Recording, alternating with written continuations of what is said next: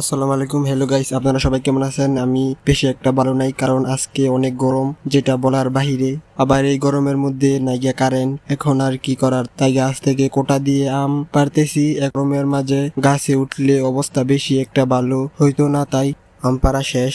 আম পাইরা একটা জায়গায় যাইতেছি যেখানে বাতাস আছে। আমরা এখন এই জায়গায় চলে আসলাম, এখন গাছের নিচে বসলাম।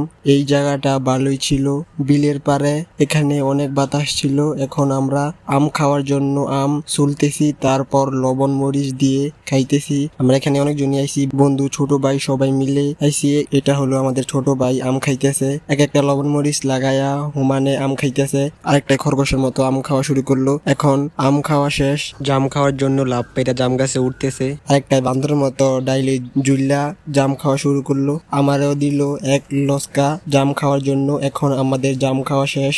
এখন অনেক গরম লাগতেছে, তাই পুকুরে সবাই একটু গোসল করলাম। পুকুরে আইসা সবাই লাভ পাড়া শুরু করলো, তাই বেশি দেরি না করে আমিও লাভ দিলাম। আমরা এখন গোসল করি। আপনারা যারা যারা এখনো আমার চ্যানেলটি সাবস্ক্রাইব করেন নাই, তারা এখনই আমার চ্যানেলটি সাবস্ক্রাইব করে দিন।